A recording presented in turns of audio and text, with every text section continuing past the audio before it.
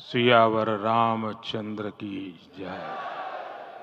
सियावर रामचंद्र की जय। श्रद्धेय मंच, सभी संत एवं ऋषिगण, यहाँ उपस्थित और विश्व के कोने कोने में हम सबसे साथ जुड़े हुए सभी राम भक्त, आप सबको प्रणाम, आप सबको राम राम। आज हमारे राम आ गए हैं। सदियों की प्रतीक्षा के बाद हमारे राम आ गए हैं। सदियों का अभूतपूर्व धैर्य, अनगिनत बलिदान, त्याग और तपस्या के बाद हमारे प्रभु राम आ गए हैं। इस शुभ घड़ी की आप सभी को, समस्त देशवासियों को बहुत बहुत बधाई। मैं अभी गर्भगृह में ईश्वरीय चेतना का साक्षी बनकर आपके सामने उपस्थित हुआ हूं। कितना कुछ कहने को है, लेकिन कंठ अवरुद्ध है। मेरा शरीर अभी भी स्पंदित है, चित्त अभी भी उस पल में लीन है। हमारे रामलला अब टेंट में नहीं रहेंगे।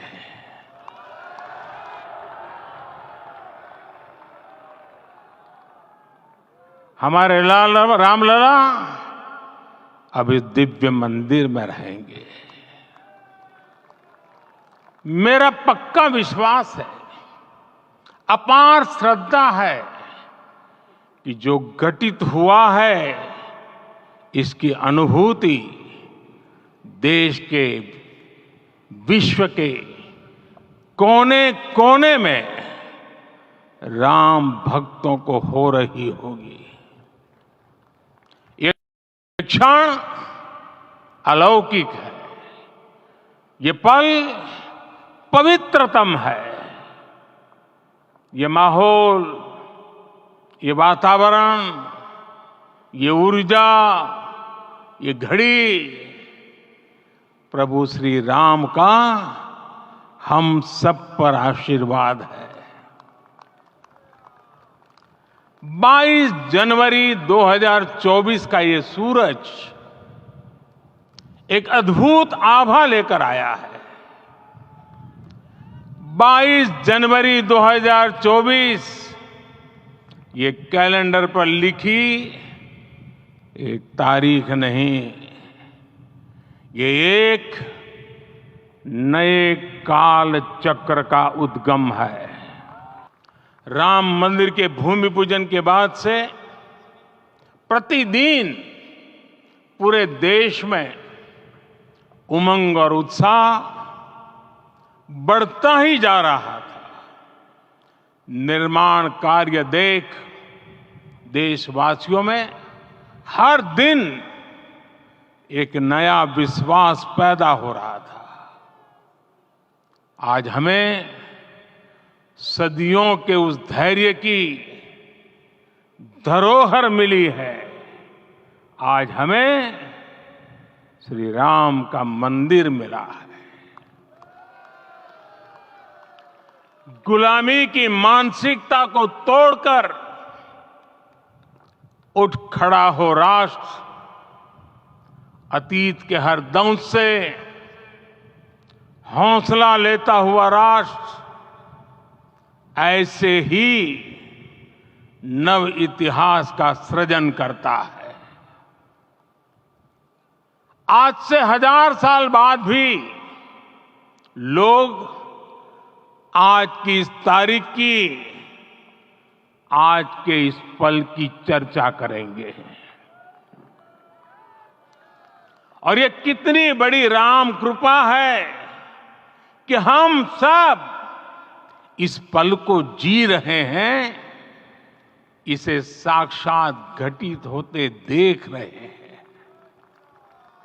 आज दिन दिशाएं, दिगंत सब दिव्यता से परिपूर्ण है।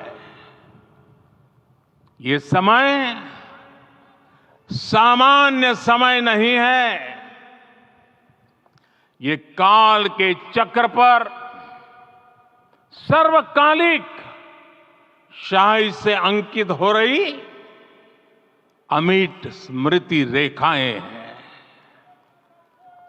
साथियों, हम सब जानते हैं कि जहां राम का काम होता है वहां पवन पुत्र हनुमान अवश्य विराजमान होते हैं। इसलिए मैं राम भक्त हनुमान और हनुमान गढ़ी को भी प्रणाम करता हूं। मैं माता जानकी, लक्ष्मण जी, भरत, शत्रुघ्न सबको नमन करता हूं। मैं पावन अयोध्यापुरी और पावन सरयू को भी प्रणाम करता हूं। मैं इस पल दैवीय अनुभव कर रहा हूं कि जिनके आशीर्वाद से ये महान कार्य पूरा हुआ है। वे दिव्य आत्माएं, वे दैवीय विभूतियां भी इस समय हमारे आसपास उपस्थित है। मैं इनसे भी दिव्य चेतनाओं को भी कृतज्ञता पूर्वक नमन करता हूं। मैं आज प्रभु श्री राम से क्षमा याचना भी करता हूं। हमारे पुरुषार्थ, हमारे त्याग, तपस्या में कुछ तो कमी रह गई होगी कि हम इतनी सदियों तक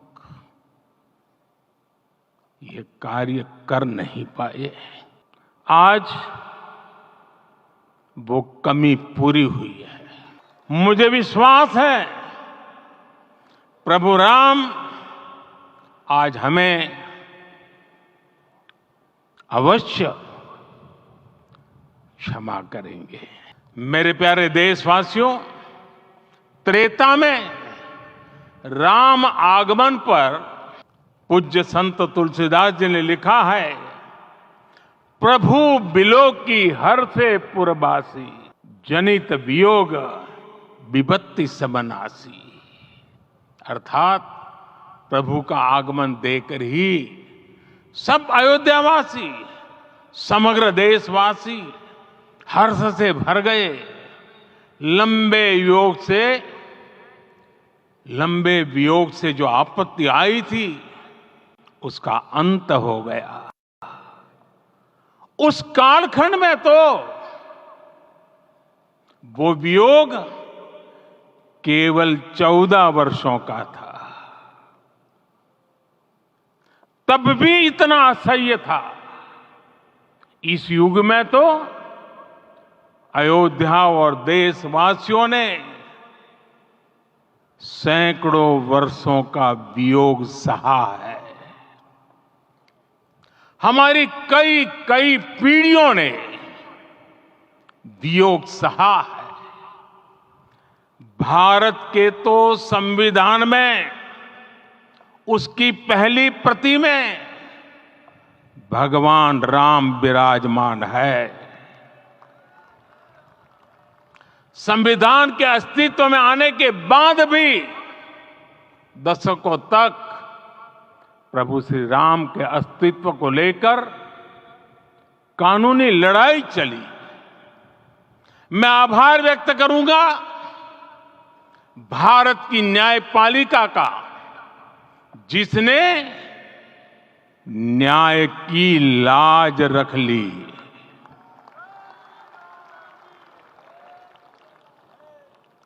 न्याय के पर्याय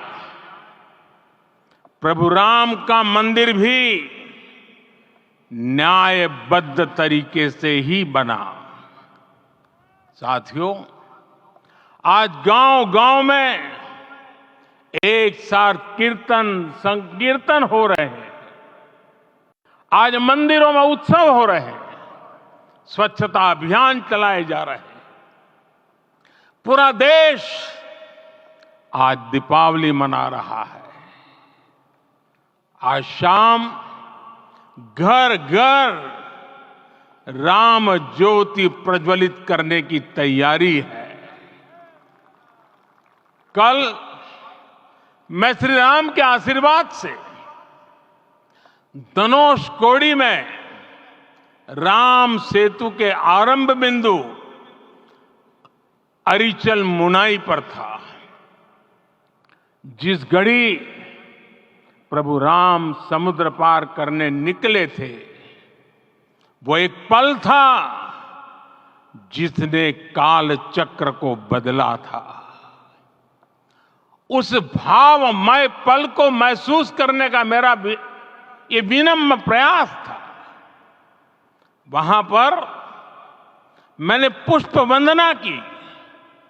वहां मेरे भीतर एक विश्वास जगा कि जैसे उस समय काल चक्र बदला था, उसी तरह अब काल चक्र फिर बदलेगा और शुभ दिशा में बढ़ेगा। अपने 11 दिन के व्रत अनुष्ठान के दौरान मैंने उन स्थानों का चरण स्पर्श करने का प्रयास किया जहां प्रभु राम के चरण पड़े थे।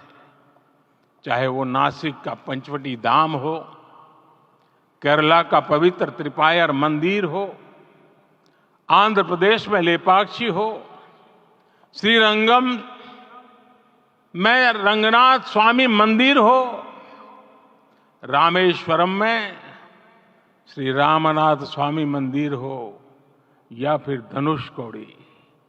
मेरा सौभाग्य है कि इसी पुनीत पवित्र भाव के साथ मुझे सागर से सरयू तक की यात्रा का अवसर मिला। सागर से सरयू तक हर जगह राम नाम का वही उत्सव भाव छाया हुआ है। प्रभु राम तो भारत की आत्मा के कण कण से जुड़े हुए हैं। राम भारतवासियों के अंतर मन में विराजे हुए हैं।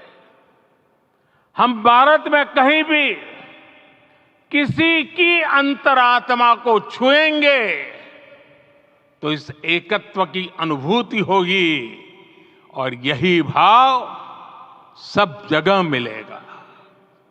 इससे उत्कृष्ट, इससे अधिक देश को समायोजित करने वाला सूत्र और क्या हो सकता है।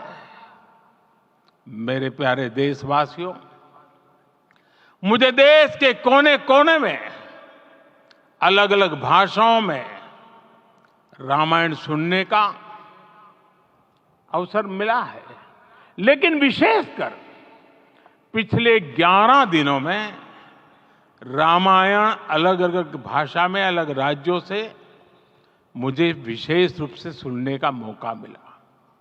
राम को परिभाषित करते हुए ऋषियों ने कहा है, रमन्ते यस्मिन् इति रामः, अर्थात जिसमें रम जाए वही राम है।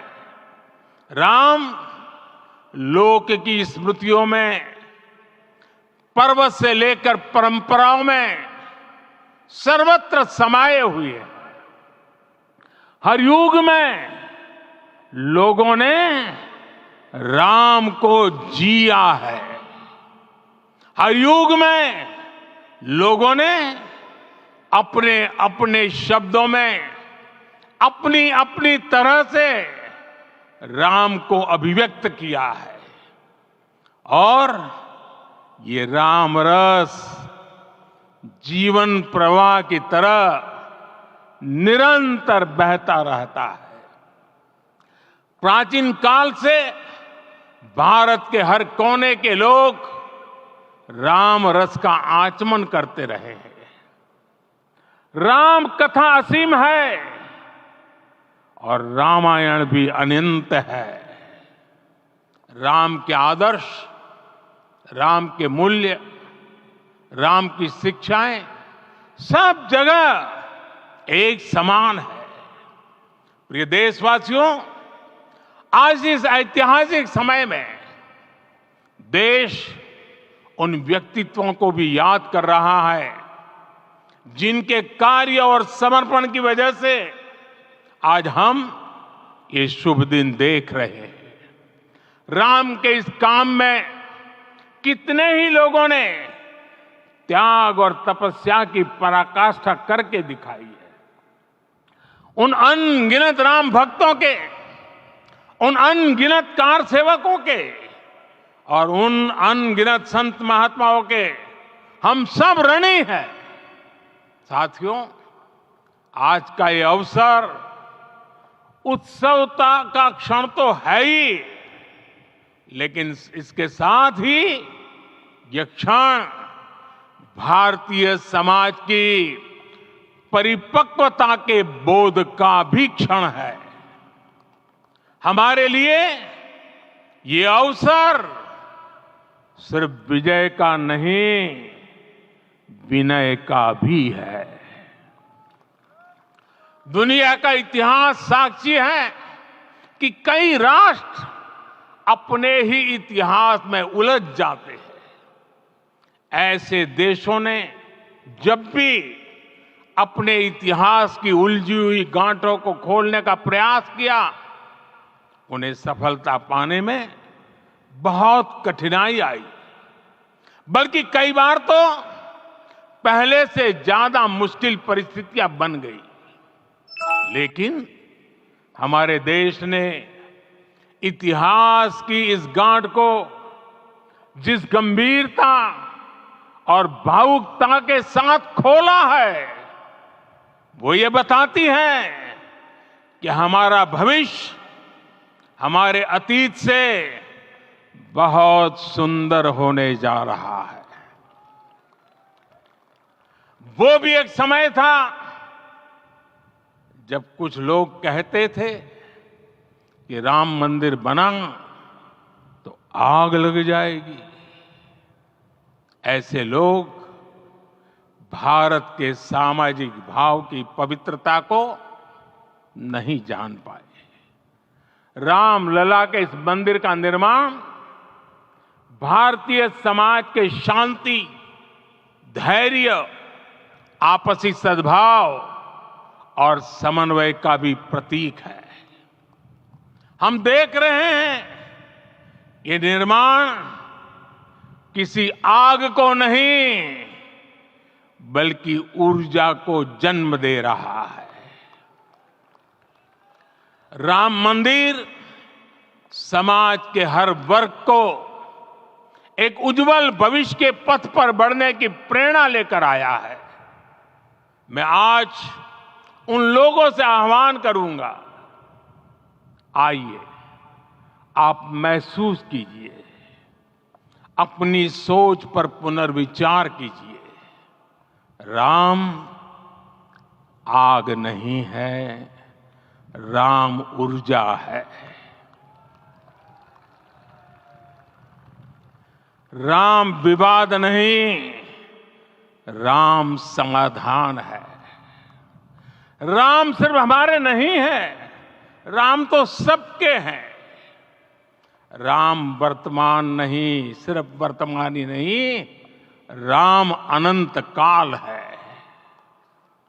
साथियों, आज जिस तरह राम मंदिर प्राण प्रतिष्ठा के इस आयोजन से पूरा विश्व जुड़ा हुआ है, उसमें राम की सर्वव्यापकता के दर्शन हो रहे हैं। जैसा उत्सव भारत में है, वैसा ही अनेक देशों में है। आज अयोध्या का यह उत्सव रामायण की उन वैश्विक परंपराओं का भी उत्सव बना है। रामलला की ये प्रतिष्ठा वसुधैव कुटुंबकम के विचार की भी प्रतिष्ठा है। साथियों, आज अयोध्या में केवल श्री राम के विग्रह रूप की प्राण प्रतिष्ठा नहीं हुई है, ये श्री राम के रूप में साक्षात भारतीय संस्कृति के प्रति अटूट विश्वास की भी प्राण प्रतिष्ठा है। ये साक्षात मानवीय मूल्यों और सर्वोच्च आदर्शों की भी प्राण प्रतिष्ठा है। इन मूल्यों की, इन आदर्शों की आवश्यकता आज संपूर्ण विश्व को है। सर्वे भवन्तु सुखिनः, ये संकल्प हम सदियों से दोहराते आए हैं। आज उसी संकल्प को राम मंदिर के रूप में साक्षात आकार मिला है। ये मंदिर मात्र एक देव मंदिर नहीं है, ये भारत की दृष्टि का, भारत के दर्शन का, भारत के दिग्दर्शन का मंदिर है। ये राम के रूप में राष्ट्र चेतना का मंदिर है।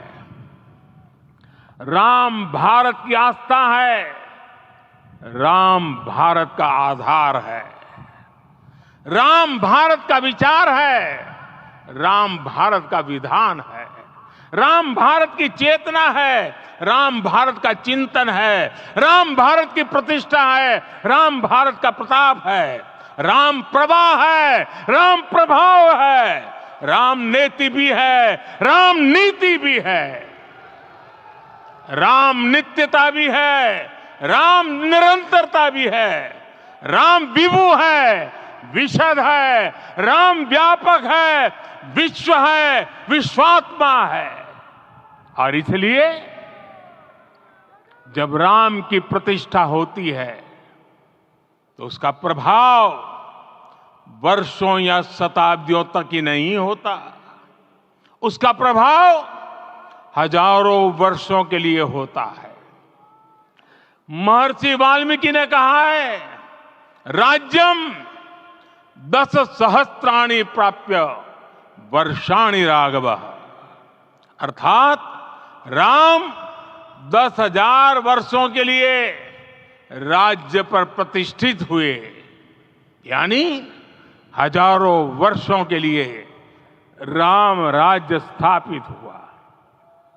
जब त्रेता में राम आए थे तब हजारों वर्षों के लिए राम राज्य की स्थापना हुई थी।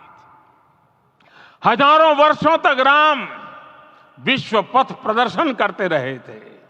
और इसलिए मेरे प्यारे देशवासियों, आज अयोध्या भूमि हम सभी से, प्रत्येक राम भक्त से, प्रत्येक भारतीय से कुछ सवाल कर रही है।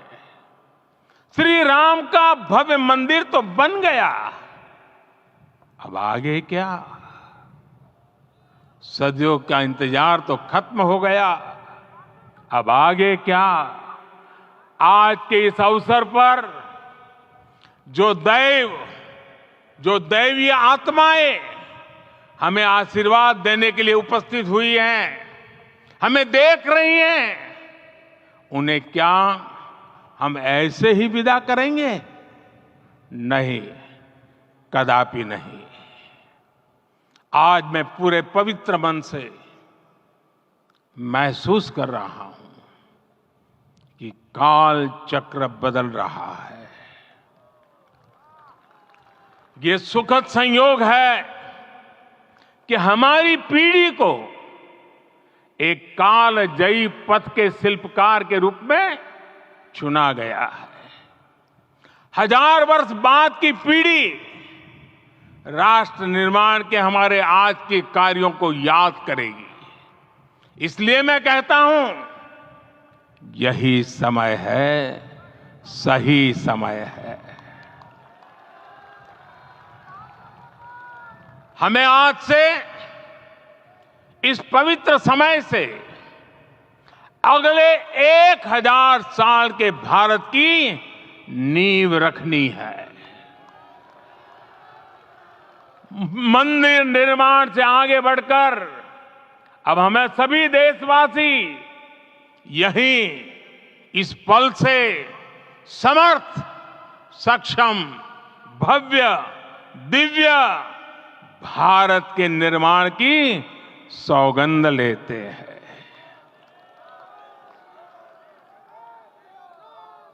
राम के विचार मानस के साथ ही जनमानस में भी हो, यही राष्ट्र निर्माण की सीढ़ी है। साथियों, आज के युग की मांग है कि हमें अपने अंतःकरण को विस्तार देना होगा। हमारी चेतना का विस्तार देव से देश तक, राम से राष्ट्र तक होना चाहिए। हनुमान जी की भक्ति, हनुमान जी की सेवा, हनुमान जी का समर्पण, ये ऐसे गुण हैं जिन्हें हमें बाहर नहीं खोजना पड़ता। प्रत्येक भारतीय में भक्ति, सेवा और समर्पण के भाव समर्थ, सक्षम, भव्य, दिव्य भारत का आधार बनेंगे। और यही तो है देव से देश और राम से राष्ट्र की चेतना का विस्तार। दूर सुदूर जंगल में, कुटिया में जीवन गुजारने वाली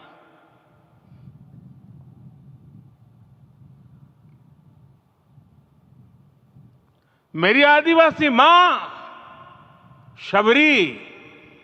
शबरी का ध्यान आते ही अप्रतिम विश्वास जागृत होता है। मां शबरी तो कब से कहती थी, राम आएंगे।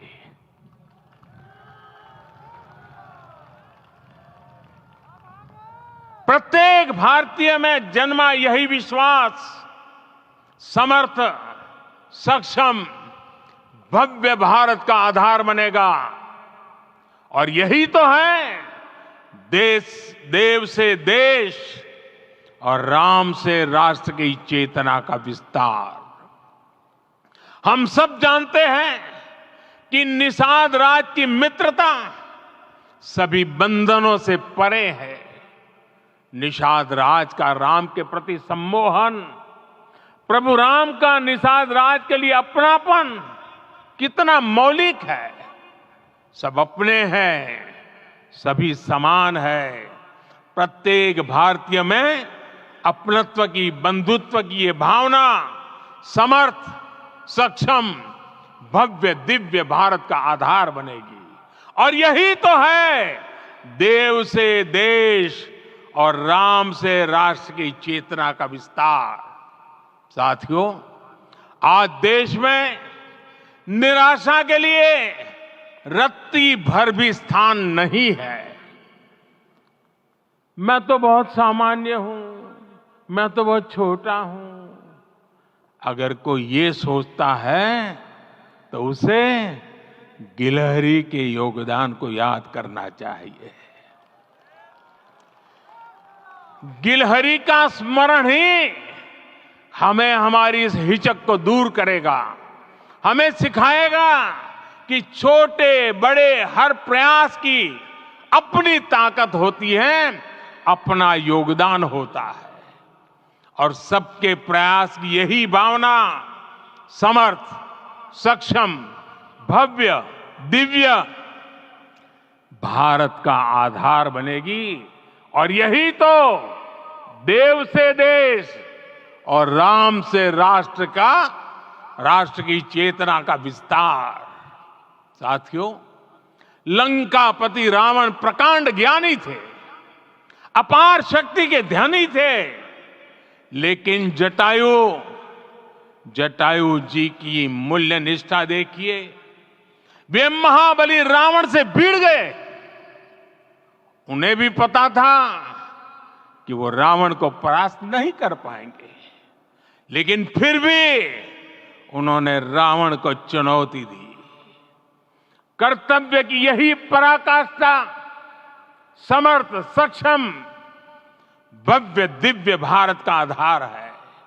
और यही तो है देव से देश और राम से राष्ट्र की चेतना का विस्तार।